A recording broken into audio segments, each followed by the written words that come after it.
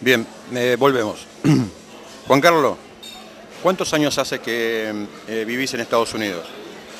Y más de 4 décadas, 44 años, hace que ya estoy en los Estados Unidos. ¿Cómo te relacionás con el automovilismo? ¿Tu vida pasa por Buenos Aires hasta qué edad? Y hasta los 18 años. A los 18 años viajé a los Estados Unidos. Yo era piloto, yo volaba aviones, volé aviones, esa fue mi profesión específica. Tuve el orgullo de pertenecer a la fila de la Fuerza Aérea de los Estados Unidos y después volé capitán con American Airlines.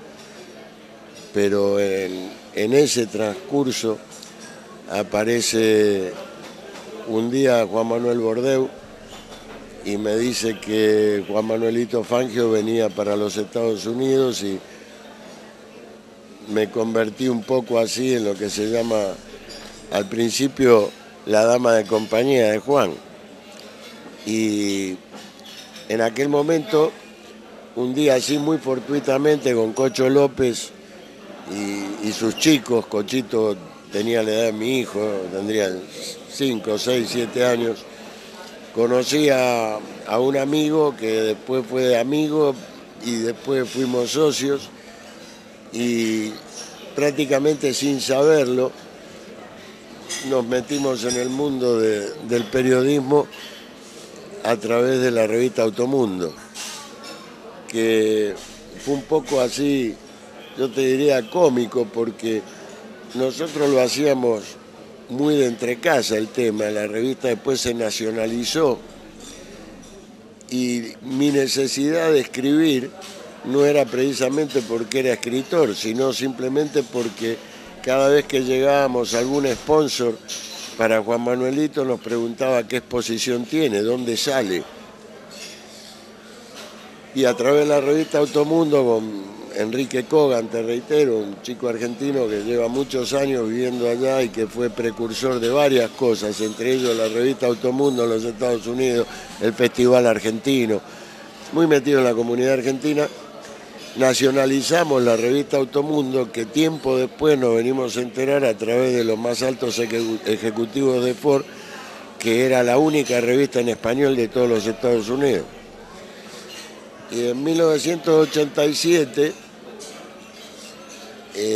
yo había hablado mucho con don Juan Manuel Fangio sobre su carrera deportiva y tal, porque cuando terminaba la temporada de Juan Manuelito nos veníamos de vacaciones a Argentina y la mayoría del tiempo la pasábamos en Balcarce.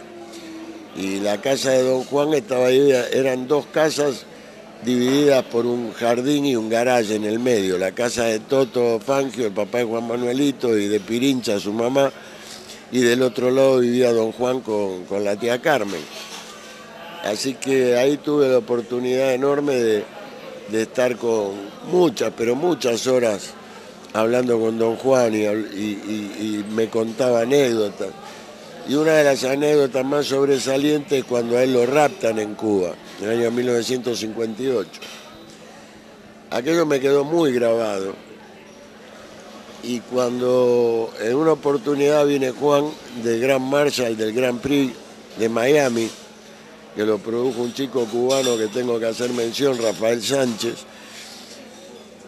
lo convoca Juan y me llaman 2 o 3 pilotos cubanos. Muy poca gente sabe que Cuba tenía su propio equipo. Habían comprado 6 o 7 autos Ferrari y tripulados por pilotos cubanos. Esos pilotos que habían participado en el Gran Premio de Cuba en 1957, 2 o 3 de ellos me convocan para hacerle una cena a don Juan Manuel Fangio. Y en esa cena había 2 de sus Raptores.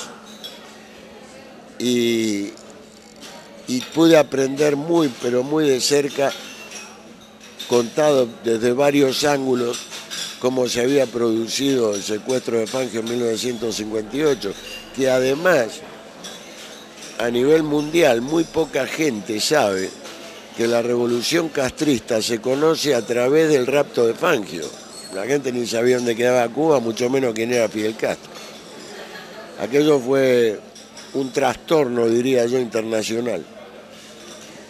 Y ahí pude aprender los detalles a través de sus captores, a través de los compañeros de carrera, como el gallego Cabrera, Manolito Pera de la Mesa, Diego Feble. Hice un compendio de toda aquella información y escribí una nota que se llamó Cuando Cuba era Cuba. Y salió en los Estados Unidos en inglés y en español.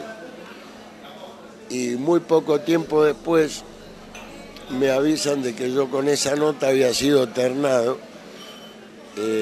para recibir el premio al mejor periodista de automovilismo deportivo. Hecho que se produjo en Los Ángeles, California. Y bueno, tuve la suerte que esa nota, Cuba y Fangio me catapultaron. Yo gané el premio en 1987 contra 2 pesos pesados, porque estaba entre ellos el New York Times. Y bueno, con esa nota tuve la suerte, el honor de ser premiado como mejor periodista de automovilismo deportivo, y ahí nace mi carrera de periodista. ¿Sí? Me empiezan a convocar de muchísimos medios, de radio, de televisión, y yo era piloto, yo volaba, yo no era periodista. Había hecho aquella nota que me quedó muy bien, o sea, que la gente dijo que me quedó muy bien, y lo único que yo hice fue transcribir lo que aprendí de estos pilotos cubanos en el exilio, del propio Juan Manuel Fangio, y llevarlo al papel. Así que ahí fue una suerte de explosión en la cual me empiezan a convocar de varios medios, y ahí, aprovechando ese tema, fue que podía ponerlo a Juan Manuelito Fangio en varios medios, y eso también fue un apoyo para después lograr la firma con Toyota y más tarde lograr 2 campeonatos de por prototipo que lo pusieron a Juan en lo más alto del candelero de automovilismo a nivel internacional, ganar las 24 horas de Daytona, las 12 horas de Sebring, con el Toyota de Dan Gurney. Así que, y cosas que van ocurriendo. Por ejemplo, en Sebring muy poca gente sabe. Sebring es un escenario, el escenario de las legendarias 12 horas de Sebring, un escenario histórico en el concierto internacional del automovilismo. Y solamente 2 hispanos ganaron 2 años consecutivos. Fueron don Juan Manuel Fangio 56-57 y Juan Manuelito 91-92. Y todo el edificio de Sebring lleva el nombre de don Juan Manuel Fangio. Es decir, muy poca gente sabe eso, que todo el edificio de ese escenario, esa catedral del automovilismo deportivo, lleva el nombre del más grande de los grandes. O sea que mi vida periodística fue así muy fortuita, ¿no? Se fueron apareciendo mojones en el camino que totalmente inesperado, porque te reitero, mi profesión específica era volar aviones, no estar en el automovilismo.